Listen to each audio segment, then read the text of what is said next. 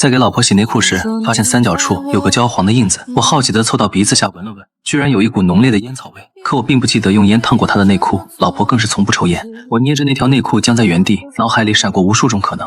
这时手机忽然亮起，是她发来的消息：今晚要赶项目进度，你别等我，自己先休息。小雨的工作是我安排的，在一家动漫公司做助理，原本很清闲，最近却频繁加班到深夜才回家。以前我只当是行业常态，此刻却如冷水浇头，那股难闻的烟草味分明是有人故意留下的。我压住情绪回复他：在哪里加班？我去接你吧。不用了，公司这边乱糟糟的，结束时间也没准儿。为了打消我的种种猜想，我立即驱车直奔他的公司。大楼只有3层，亮着灯，隐约传来谈笑声。我没有上楼，而是拨通了小雨的电话：我在楼下等你，夜里不安全。你怎么真的来了？我手头还有点事儿，你还是先回去吧。他语气里的慌乱让我心底一沉。挂断电话后，我闪身进了消防通道，暗中观察。不久，他与一名身穿灰色西装的男人并肩走出，两人在豪车前相拥，吻得缠绵。看来真的被我猜中了，他背叛了我们的家庭。我恨不得冲出去将两人暴揍一顿，却听见男人调戏的话语：你那位老实人还挺黏你的。别提他了，烦人的很。上次他打电话来，我们不是也没停吗？怎么样，刺激吧？要不再来一次？哎呀，你真是坏死了。男人侧脸转向灯光，我认出来他是小雨公司的创意总监陈安，已经结婚多年，常在行业杂志上出现。此时看着二人亲密如夫妻的模样，我只感到头脑欲裂，但理智压住了我的冲动。如果此时冲上去，不过是一场尴尬的闹剧，我必须拿到确凿证据，让他们身败名裂。我举起手机悄声拍下两人缠绵的画面，看着那辆上下摇晃的豪车，我笑了，笑容里尽是苦涩。我拼尽一切挣钱，只为给他一个安稳的家。为了攒够20万的首付，我长遍艰辛，终于买房结婚。可才过了1年，他竟背着我做出这样的事儿。盯着手机里不堪的画面，我的嘴角缓缓扬起一丝冰冷的弧度。王小雨，寻找激情是需要付出代价的，我会给你一个天大的惊喜。直到凌晨2点，小雨才回到家中。他轻手轻脚地躺上床，还带有一股陌生的烟草混合香水的味道。我闭着眼，听着他均匀的呼吸，脑海中反复播放着停车场里那对身影。我没有立即摊牌，冲动是最廉价的情感，而我要的是精准的反击。第二天早晨，我照常为他准备早餐，全麦吐司配煎蛋，一杯温豆浆。昨晚加班到那么晚，今天多睡会儿吧。不了，今天总监要带我去见客户。他说着这话时，眼底闪过一丝得意。我低头切着水果，刀锋在砧板上发出规律的轻响。见客户是好事儿，说明领导器重你。送他出门后，我并未去上班，而是请了年假。打开电脑，我开始系统的收集信息。我约了在网络安全公司工作的老同学阿杰，他戴着黑框眼镜，听完我的叙述后沉默片刻。你想清楚了吗？这条路走上去就没有回头了。从我发现的那一刻起，就已经回不了头了。阿杰叹了口气，推过来一份合同。合法渠道，我能帮你做3件事：一是恢复他删除的聊天记录，2是追踪陈案的公开财务信息，3是查他公司的股权结构。其他的我不能碰。足够了。1周后，小雨说要去临市参加行业会议，3天2夜。我帮他收拾行李，在行李箱夹层放了一个微型定位器，这是我从阿杰那里得到的友情帮助。老公，你对我真好。他搂着我的脖子撒娇，我却在他颈间闻到了陈案常用的那款男士香水味。我轻拍他的背，像在安抚一个即将接受审判的囚徒。路上注意安全，每天给我打电话。他走后，我打开了追踪软件，红色光点显示他入住的并非会议指定的4星级酒店，而是30公里外的一家精品度假别墅，房价每晚4800，远非他的工资所能承担。我截图保存所有定位信息，然后开始整理阿杰发来的资料。陈案的背景比我想象的更有趣，他所谓的创意总监头衔实则是个空壳，公司真正的核心团队在另一座城市，他不过是分公司用来撑门面的花瓶。而他之所以能坐稳这个位置，全靠他的妻子苏婉。苏婉的父亲是本地建材商会会长，公司近60%的业务都来自苏家的人脉。陈案在业内风评极差，克扣下属项目奖金，虚报差旅费，甚至挪用公司备用金去炒股。最讽刺的是，这个在社交平台上大谈家庭至上的男人，2年前就与苏婉分居了。分居协议里写明，若陈案再有出轨行为，将净身出户，且需支付高额赔偿。我看着屏幕上密密麻麻的证据链，忽然笑出了声。小雨以为攀上了高枝，殊不知那根本是棵即将倾倒的朽木。3天后，小雨拖着行李箱回家，脖子上多了条宝格丽项链。他主动凑过来给我看手机里的会议照片。这次收获特别大，陈总监还引荐我认识了好几个投资人呢。是吗？那真好。我接过手机，指尖滑动时不小心点开了相册的最近删除文件夹，里面有几张他与陈案在别墅泳池边的合影。虽然已删除，但缩略图仍清晰可见。他脸色一把抢回手机。你看什么？怎么了？我看看你拍的专业照啊。我装作茫然，心里却记下了照片的拍摄时间，与他告诉我在开会的时间完全重合。第二天清晨，我在楼下遇到了邻居李阿姨，她女儿也在小雨的公司做财务，平日里最爱打听八卦。小张啊，你家小雨最近是不是要高升了？阿姨怎么这么说？我闺女说，你们小雨和那个陈总监走得特别近，上周还单独去出差了。公司里风言风语的可不少，你得多留个心眼儿。我苦笑着摇头。小雨是为了工作，我相信她。转身离开时，我脸上的笑容瞬间消失。流言已经传到这个程度，看来他们连基本的掩饰都懒得做了。我约了律师朋友大刘，他在离婚诉讼领域颇有名气。听完我的讲述后，给我倒了杯茶。从法律角度，你需要完成3件事：第一，取得对方出轨的确凿证据；第二，摸清夫妻共同财产的明细；第三，了解他在这件事上的态度和底线。证据我已经在收集。财产方面，我们刚买房1年，首付是我父母出的80万贷款，是我在还。他的工资基本自己花销，家里开支都是我负责。那更要尽快行动。如果他在此期间有大额消费或转移财产的行为，你需要及时固定证据。大刘给我列了份清单，包括银行流水、房产证复印件、聊天记录公证等17项材料。周末小雨说想回娘家吃饭，我拎着2盒上好茶叶和一套按摩仪陪她一起回去。哎呀，小张，来就来，还带这么多东西。饭桌上，小雨的母亲不断暗示现在年轻人压力大，又说谁家女儿结婚时彩礼收了66万。要我说，小雨现在收入也上来了，你们该考虑换辆好车，开你那辆旧车去见客户，多没面子。我低头扒饭，含糊应着：“是，爸说的对，等明年项目奖金下来，我们就换。”离开时，小雨的弟弟小斌凑过来，搓着手笑：“姐夫，我最近想投资个奶茶店，缺点启动资金，你看能不能借我5万，半年就还。”这事儿我得和小雨商量商量，毕竟钱都在他那儿管着呢。我笑着把皮球踢给小雨，他瞪了弟弟一眼，拉着我匆匆离开。回家的路上，小雨主动开口：“你别理小斌，他就是个无底洞。”我知道，不过小雨，有件事我一直想问。我打开车载音响，放起他最爱的那首老歌。如果我们现在有很多钱，你最想做什么？怎么突然问这个？就是觉得结婚这1年多，我让你受委屈了。他沉默良久，轻声说：“我想开个自己的工作室，做独立设计师，不用看人脸色，不用天天加班。可惜启动资金至少要50万。”会有那么一天的。原来他早就计划好了退路，用我的钱圆他的梦。我以咨询业务的名义去了小雨公司楼下的一家律师事务所。巧的是，这家律所的服务客户里正有陈安的妻子苏婉家族的企业。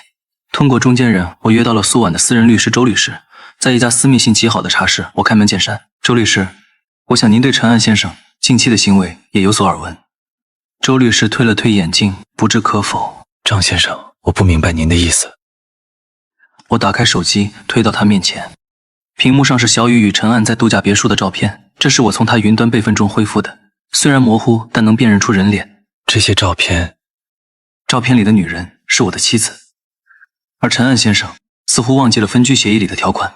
周律师的表情终于松动，他仔细看了照片，又抬头打量我：“你想得到什么？”我只想拿回属于我的东西，至于陈安，他应该为自己的行为付出代价。我们谈了1个小时时，周律师收下了照片副本，并给我一个承诺：苏婉方面会配合我的时间线，在恰当的时机同时出手。我调取了小雨最近半年的银行流水，果然，从3个月前开始，他的账户每月都会收到一笔2万元的转账，备注是项目奖金。但同一时期，公司对公账户的奖金发放记录里根本没有他的名字。更可笑的是，他用这笔钱买了奢侈品包、珠宝，却还时常向我抱怨工资不够花，想换更高薪的工作。我把所有流水打印出来，在异常条目旁做了标注，然后去房产局调取了我们那套房子的产权档案。幸运的是，房子只登记在我一人名下。当初买房时，他说办手续太麻烦，你一个人签就行了。我还以为是他信任我，现在想来，他恐怕早就做好了离开的准备。那晚小雨回家，神情异常兴奋，他拉着我的手，眼睛亮晶晶的。老公，我们公司要拓展新业务，陈总监说可以让我入股，只要30万就能占5%的干股，明年分红至少能翻倍。30万？我们哪有那么多现金？可以把房子做2次抵押啊。现在行情好，能贷出80万呢。除了入股的钱，我们还能换辆车，再把装修升级一下。他滔滔不绝地描绘着美好未来，我却听出了一身冷汗。原来他们的计划已经进展到这一步，不仅要毁掉我的婚姻，还要榨干我最后的价值。这事儿太大了，我得考虑考虑。还考虑什么呀？机会不等人。陈总监说了，这个名额就留给我3天。他的急切暴露了一切，我看着他因为激动而泛红的脸，忽然觉得无比可悲。好，明天我去银行咨询一下。他欢呼着抱住我，在我脸上亲了一口。我僵着身体，等他去洗澡后，用力擦掉了那个吻。我找到了阿杰推荐的私家侦探老郑，他50多岁，相貌普通的像路边任何一个中年大叔。这些是目前我掌握的所有线索。张先生，你要的资料3天后给你。我给了他陈案的车牌号、常出没的地点以及小雨的基本信息。老郑接过信封时低声补充：这种人我见多了，你放心，我会把他裤衩什么颜色都查出来。我约了小雨公司的前台小姑娘小美，她是我表妹的闺蜜，曾暗示过我多关心小雨姐。张哥，我真不想多嘴，但小雨姐她和陈总监的事，公司里几乎都知道了。小美告诉我，陈案经常以见客户为由带小雨外出，有时下午离开，第2天才出现。他们还公然在办公室调情，有次甚至在茶水间接吻，被保洁阿姨撞见。最过分的是上周，陈总监当着大家的面说要提拔小雨姐做部门副主管。可那个位置本来是刘姐的，刘姐都干了8年了。公司领导不管吗？谁敢管呀？陈总监是总部派来的，而且听说他岳父家特别厉害。我送小美离开后，在咖啡厅坐了很久。窗外的城市车水马龙，每个人都行色匆匆，奔赴着各自或光明或阴暗的人生。老郑给了我一个厚厚的文件袋。这个陈案真是个人才，婚内出轨的记录从5年前就开始了，光我查到的就有4个不同女性。他挪用公司资金去澳门赌博，欠了200多万的债，现在靠拆东墙补西墙，勉强维持。文件里有陈案在赌场的监控截图、高利贷借条照片，甚至还有他去医院治疗病的记录。你妻子这边，她最近在咨询离婚律师，问的都是如何分走男方婚前财产，女方出轨是否影响财产分割这类问题。老郑顿了顿，看着我：张先生，我建议你尽快行动。从聊天记录看，他们计划在下个月启动离婚程序，到时候他会以性格不合为由起诉，要求平分房产，并索取精神损失费。下个月，我知道了，谢谢。我付了尾款，抱着文件袋走出事务所。阳光刺眼，我却感到彻骨的寒冷。我开始整理所有证据，分门别类。第一类，小雨与陈案的出轨证据照片、视频、开房记录。第2类，陈案的经济犯罪证据，挪用公款、赌博、高利贷。第3类，小雨计划转移财产的证据，银行流水、律师咨询记录。第4类，小雨家人试图索取财物的证据录音、聊天记录。我将这些材料复制了3份，一份交给周律师，一份交给大刘，一份自己留存。然后我做了2件事。第一，去银行变更了所有银行卡的密码，并将大额存款转至母亲名下。这是大刘建议的合法操作，属于防止财产被恶意转移。第2，在房子的门窗隐蔽处安装了摄像头。既然他们要演戏，我就给他们搭最好的舞台。小雨再次提出回娘家，这次他弟弟小斌直接摊牌了。姐夫，我女朋友怀孕了，得赶紧买房结婚。你看能不能先借我30万，就当我预支小雨的彩礼。小雨的父母也帮腔，说一家人就该互相帮忙。30万不是小数目，我得回去看看账上还有多少。还看什么？你们的房子现在是值快400万了，抵押个几十万不是轻轻松松。我终于明白这一家人为何如此急迫，他们早就把我当成了提款机，想在真相暴露前榨取最大价值。爸，抵押贷款需要夫妻双方签字，小雨，你觉得呢？小雨瞪了我一眼，打着圆场。这事儿以后再商量。小斌，你也真是，30万哪是说拿就能拿出来的？但他的眼神告诉我，他已经不耐烦了。那晚，小雨第一次主动提起未来。老公，如果我们以后分开了，你会把房子分我一半吗？怎么突然问这个？就是最近看新闻，好多夫妻离婚时为了房产闹得头破血流。我觉得，如果真到那一步，好聚好散最重要。你放心，我不会亏待你的。他似乎松了口气，转身睡了。我睁着眼看着天花板，直到晨光熹微。我和大刘周律师开了3方视频会议。苏婉女士已经准备好了所有材料，包括陈案挪用公款的证据、赌债借条以及他违反分居协议的铁证，我们可以在任何时候提起诉讼。我这边也准备好了离婚诉讼材料，根据现有证据，我们可以主张对方存在重大过错，要求其净身出户，并赔偿精神损失。再等等，他们不是想要钱吗？我给。我说出了自己的计划。大刘和周律师听完沉默良久。你确定要这么做？风险不小。我等这一天已经等了太久。我主动向小雨提起抵押贷款的事，我想过了，机会确实难得。我已经联系了银行，可以做2次抵押，最多能贷出120万。小雨的眼睛瞬间亮了。真的？那100万入股，20万给我弟买房，刚好。不过银行要求资金用途明确，入股的钱必须直接打到公司账户，不能经个人手。你让你那个陈总监准备一份正规的投资合同吧。小雨连连点头，当天就加班到深夜。我知道他是去和陈案商量对策了。小雨给了我一份投资合同，我扫了一眼漏洞百出，公司注册资金仅50万，却接受100万的投资，分红条款模糊，违约责任只约束投资方。这合同得让律师看看。我有个朋友是专门做投资法的，明天我带给他。哎呀，陈总监还能骗我们吗？他岳父家那么大的产业。亲兄弟明算账，这是规矩。我把合同拍照发给大刘，他回复了8个字：诈骗合同，证据确凿。1周后，小雨兴冲冲地告诉我，陈案约了公司大股东和我们见面，地点定在本市最高档的私人会所。这次见面很重要，你一定要穿正式点，好好表现。放心，我知道轻重。我看着他精心挑选衣服、化妆的模样，忽然想起1年前我们领证的那天，他也曾这样认真打扮，挽着我的手说：“老公，我们要一辈子在一起。”原来一辈子这么短。会所的包厢奢华的刺眼，陈案果然在场，还有2个自称公司股东的中年男人。后来老郑告诉我，那是陈案从劳务市场雇来的临时演员，1天500。张先生是吧？小雨经常提起你，说你年轻有为啊。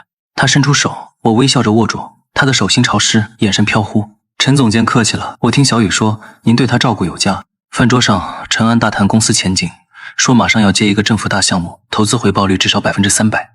那2个股东也不是附和，演技拙劣的令人发笑。我全程配合，适时提问，表现出浓厚的投资意愿。小雨坐在陈案旁边，2人不时交换眼神，那种默契刺痛了我的眼睛。饭局结束时，陈案拍着我的肩膀：“张老弟，100万下周1到账，下个月你就能看到第一笔分红。”好，我尽快走流程。离开会所时，小雨挽着我的手，整个人都洋溢着志得意满的气息。老公，等这笔投资赚了钱，我们就换套大房子，要带落地窗的那种。好，都听你的。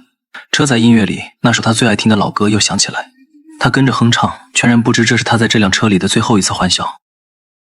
周一上午，我和小雨一同来到银行办理抵押贷款。信贷经理是我大学同学王磊，事先我也与他沟通好一切。张哥，嫂子，材料都齐了，房子评估价420万，2次抵押最多可贷126万，这是合同。小雨接过合同仔细翻阅，他当然看不懂那些复杂的金融条款，但看到126万元整的字样时，嘴角还是控制不住的上扬。老公，签字吧。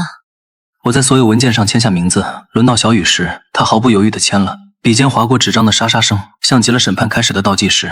手续办妥，王磊告诉我们，资金将在3个工作日内到账。走出银行时，小雨紧紧挽着我的胳膊，声音里是压抑不住的雀跃。老公，我们的好日子就要来了。是啊，就要来了。那一晚，小雨主动下厨做了4菜1汤，这是结婚以来的第3次。饭桌上，他不断给我夹菜，言语间满是对未来的憧憬。等投资分红下来，我们先换辆宝马，就买你上次看中的那款，然后去欧洲旅行。你不是一直想去瑞士吗？我低头吃饭，含糊应着。饭后，他破天荒地去洗了碗，然后早早洗漱上床，甚至主动贴过来想要亲密。我以今天累了为由推脱，他虽有不悦，却也没多说什么。我知道他的温柔和热情都是那126万换来的。资金到账当天，陈安约我们去他公司签正式投资协议。那家公司位于高新区一栋写字楼的12层，装修豪华，员工却寥寥无几。张老弟，欢迎欢迎。这位是我们财务总监刘总。所谓的刘总，正是那日在会所见过的临时演员之一。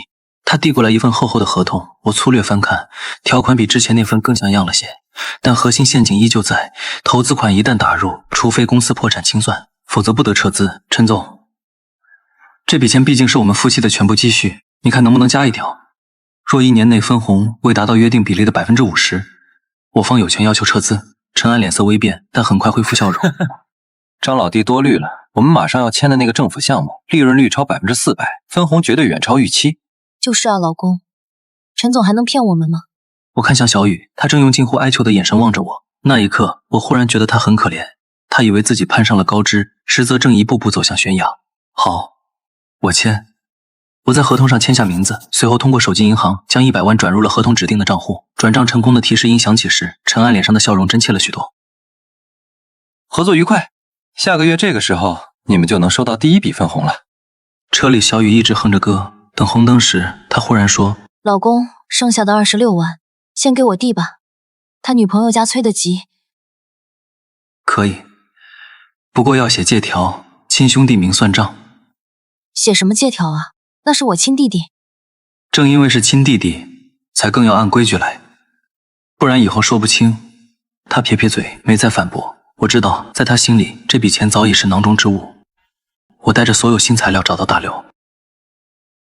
转账记录、投资合同、对话录音，这些证据链已经非常完整，现在可以正式启动离婚诉讼了。再等等，我要的不仅是离婚，是让他们身败名裂。大刘推过来一份文件，那我建议你启动这个刑事附带民事诉讼。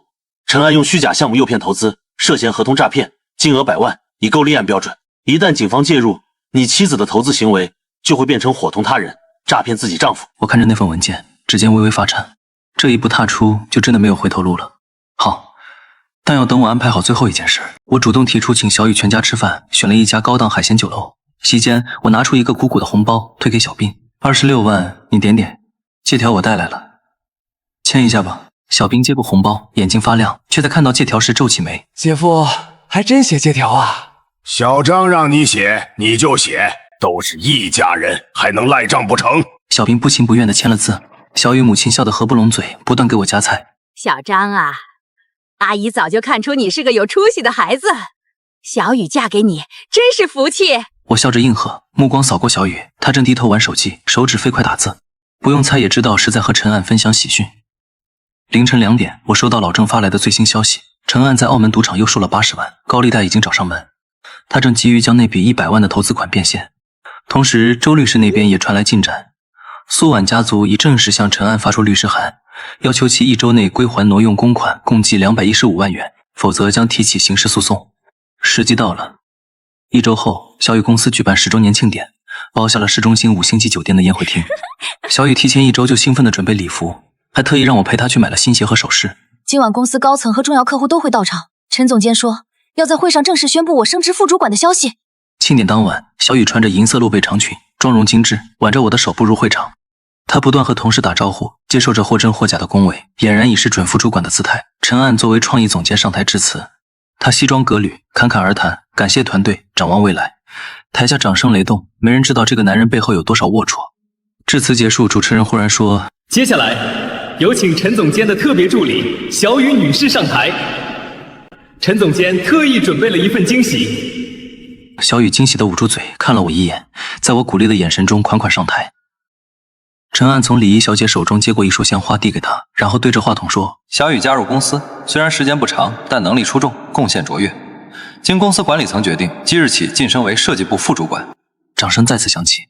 小雨眼眶泛红，接过鲜花，正要说话，宴会厅的大门忽然被推开，6名穿着制服的警察走进来，径直走向舞台。会场瞬间安静，所有人的目光都聚焦过去。谁是陈安？陈安脸上的笑容僵住。我是，请问有什么事？你涉嫌职务侵占、合同诈骗，请跟我们回局里接受调查。2名警察上前，一左一右站在陈安身边，台下哗然，议论声四起。小雨呆立在台上，手里的花束啪地掉在地上。他茫然地看着陈安被戴上手铐，又茫然地看向我。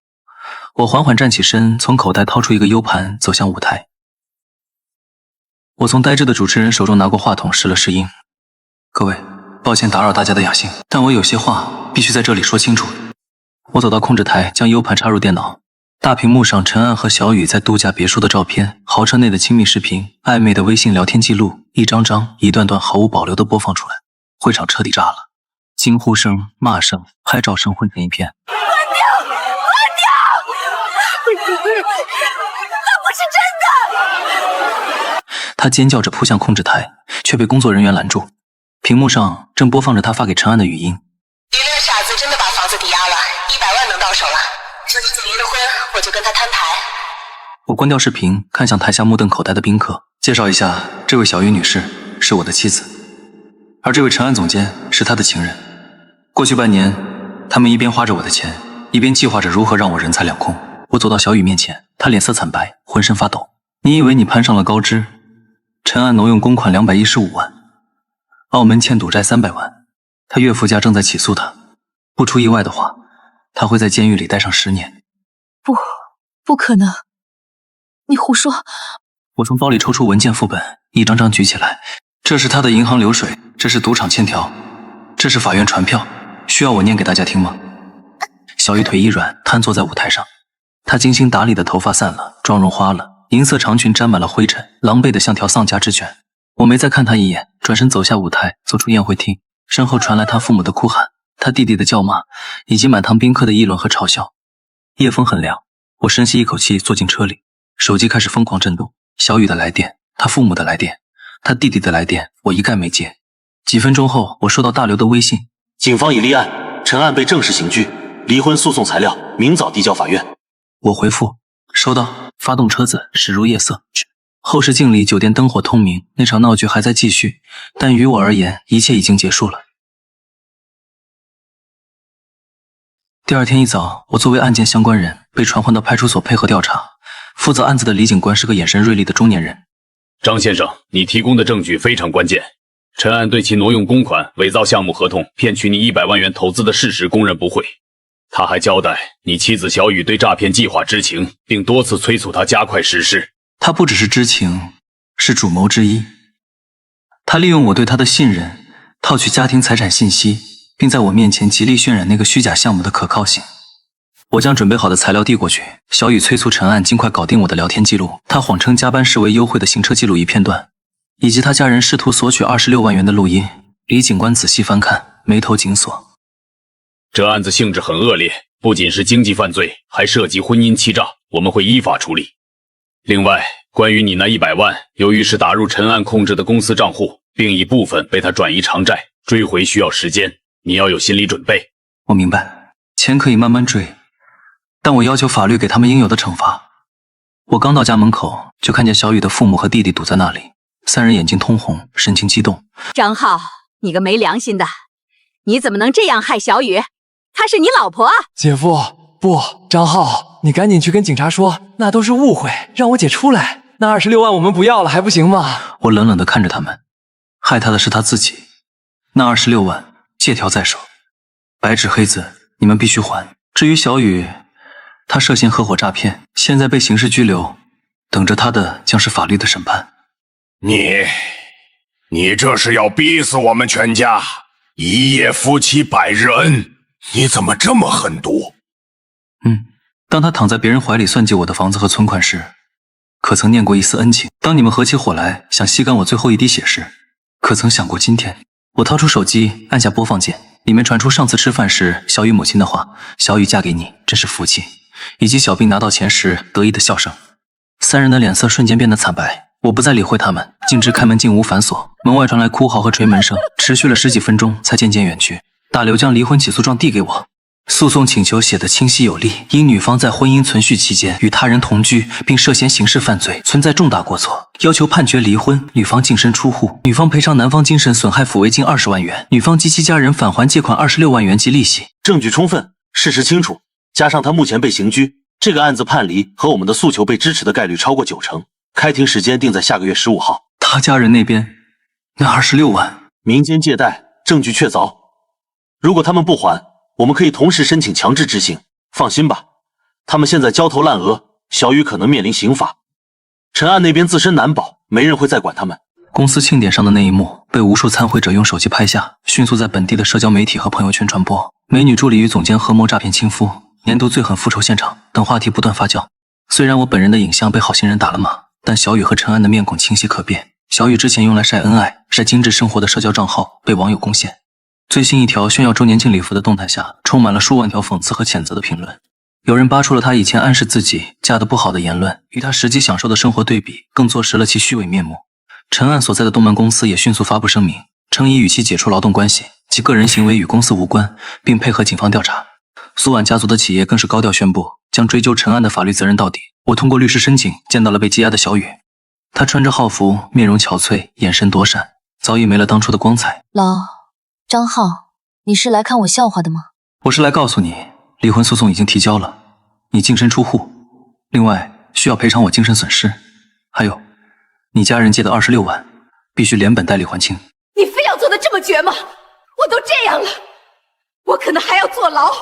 坐牢是你罪有应得，当你选择背叛和欺骗的时候，就该想到可能会有今天。他突然激动起来，双手抓住隔栏。都是他，是他逼我的，如果不听他的，我就会失去一切，我也是被迫的。聊天记录里，你叫他达令，和他计划怎么骗我的钱，憧憬他离婚后你们双宿双飞的时候，可没看出半点被逼无奈。我站起身准备离开。等等，张浩，看在我们过去的情分上，你撤诉好不好？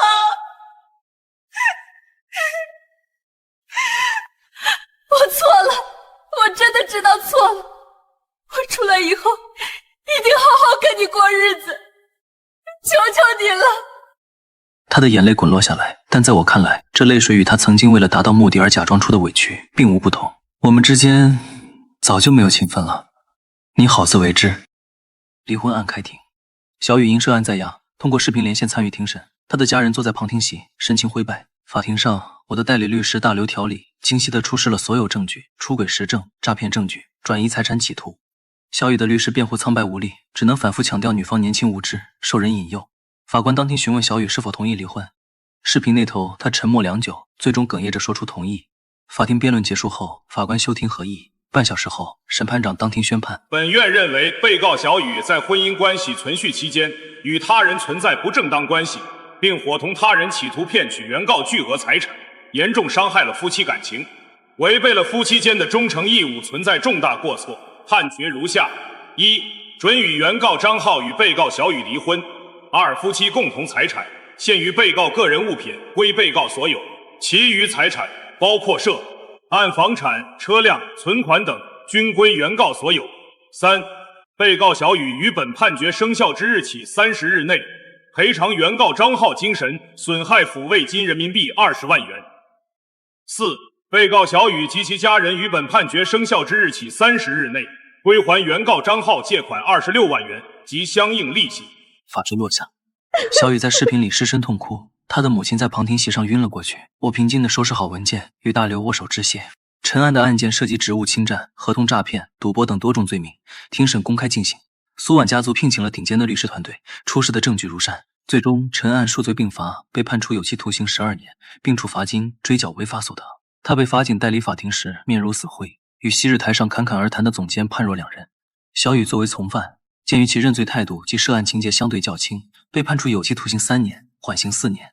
但他同时需要承担对陈案诈骗案的民事连带赔偿责任，这意味着即使他不用立刻坐牢，也将背上沉重的债务，并留下伴随一生的案底。